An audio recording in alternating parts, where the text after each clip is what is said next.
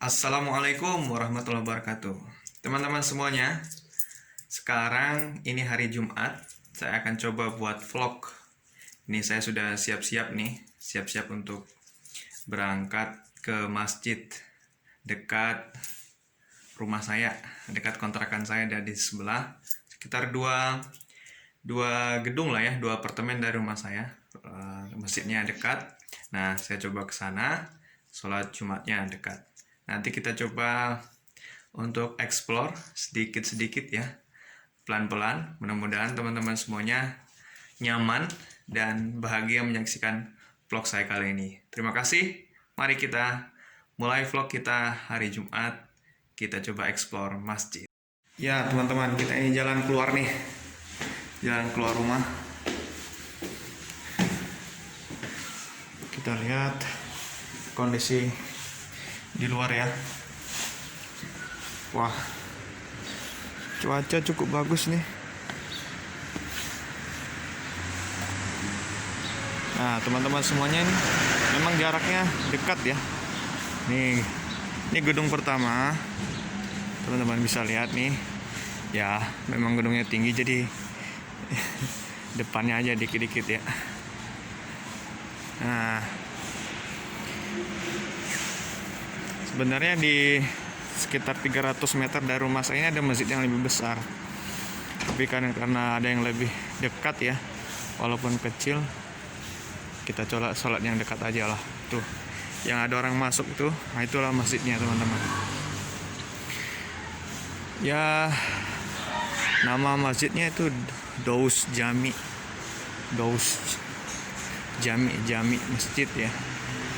Nah, itu teman-teman semuanya. Toilet nih. Toilet. Assalamualaikum. Ini nama masjidnya, Daus Jami. Kita cobalah ya.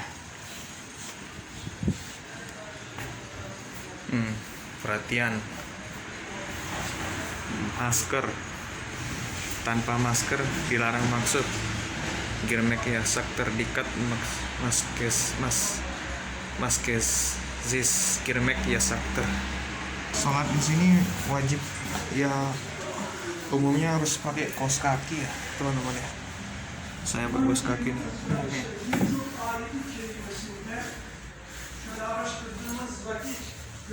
Ya itu suara ustaz. Anne babaya iyi davranmayı emredilmektedir. Ayet-i kerimenin okuduğum ayet-i kerimenin meali. Jika masih merah tanda subscribe-nya, klik, pilih lonceng, pilih semua agar menerima notifikasi video terbaru saya. Hizmette sınır tanımayacağız inşallah.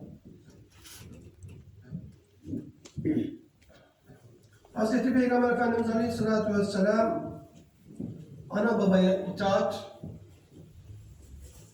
etmeyi ibadet olarak kabul etmiştir. Ya anne babaya itaat etmek, ona hizmet etmek neymiş? İbadet. İbadet sevabı. Anneye bakmak dahi sevaptır aziz kardeşlerim. Şöyle otur annenin karşısına geç, anneni izle. Bu nedir? Bu dahi sevaptır. Fazilet sahibi olursunuz.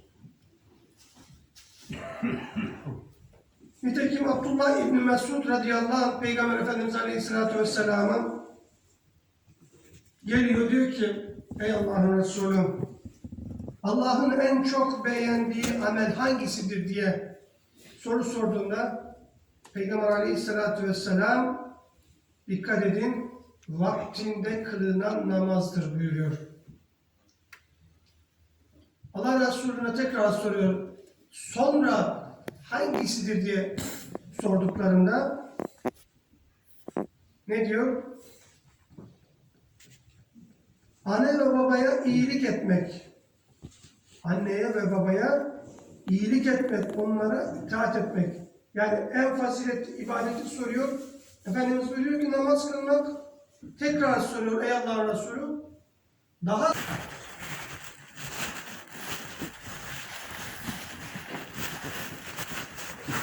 على رسولنا محمد صلوات سبحان الله الحمد لله ولا اله الا الله وحده لا شريك له له الملك وله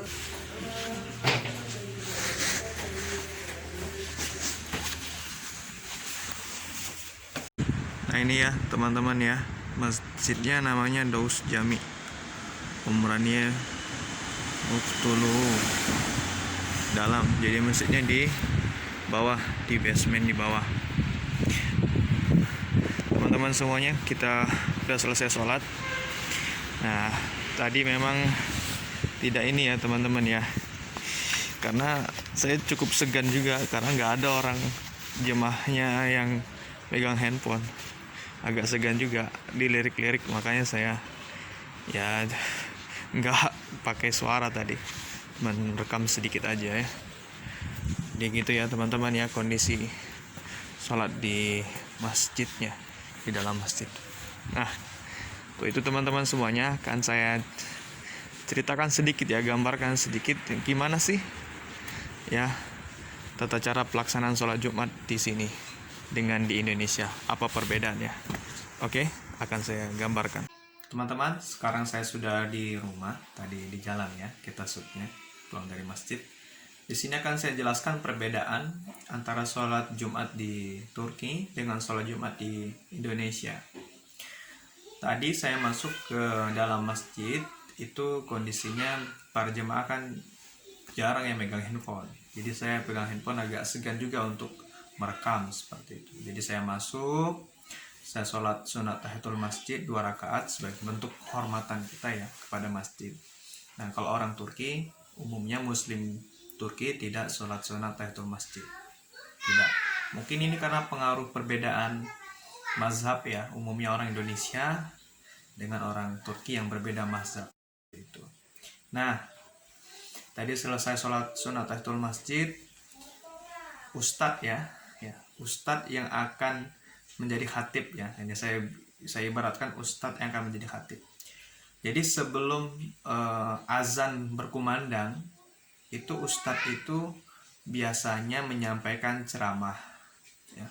Ceramahnya ini cukup panjang karena memang dari dia naik ke podiumnya sampai menjelang azan. Jadi podium ceramah yang sebelum azan dengan nanti yang dipakainya pada saat khutbah itu berbeda. Jadi podiumnya itu yang sebelum azan itu biasanya di pinggir atau di tengah. Jadi nggak yang di depan, Jadi agak berbeda. Nah, kadang ustadz ini berceramah sambil menunggu azan, kadang juga membaca Quran, kadang juga tidak sama sekali. Khususnya di masjid di Daus Jami tadi dekat rumah saya itu berceramah umumnya sering. Tapi juga terkadang ditemukan juga yang membaca Quran, ada seperti itu. Nah, saat azan berkumandang, ustadz tadi berhenti ya, bersiap-siap untuk berhenti ya. Maka Bilal mengkomandokan untuk sholat sunat ya, sholat sunat. Nah, azan berhenti, sholat sunat dikomandokan Bilal, maka para jemaah sholat sunat 4 rakaat seperti itu, 4 rakaat. Sudah selesai sholat sunat 4 rakaat, nah Bilal tadi mengkomandokan untuk azan yang kedua. Jadi azannya 2 kali umumnya di Turki ini. Jadi Bilal mengucapkan ya, innallaha wa malaikatahu yusholluna ala nabi, dan seterusnya. Maka secara bersamaan juga yang ustadz yang menjadi khatib sekarang ya, ustadz tadi tuh naik ya. Mimbar di Turki ini teman-teman bisa searching di internet ya, itu tidak seperti kayak di Indonesia ada podiumnya, tapi dia kayak bertangga, ada tangga naik ke atas. Nah pada saat Bilal membaca innallaha wa malaikatahu yusholluna ala nabi, khatib tadi pelan-pelan naik satu tangga, satu anak tangga. Udah selesai, khatib duduk tanpa mengucapkan salam. Bilal mengkumandangkan azan. Kalau di Indonesia kan kalau udah naik khatib ya, udah innallaha wa malaikatahu yusholluna nabi, terus khatib mengucap salam dulu. Assalamualaikum warahmatullahi wabarakatuh, baru Bilal azan. Kalau di sini nggak ada khatib mengucapkan salam, jadi langsung aja udah duduk, Bilal langsung azan. Udah selesai, maka udah selesai azan Bilalnya, maka khatib menyampaikan isi ceramahnya.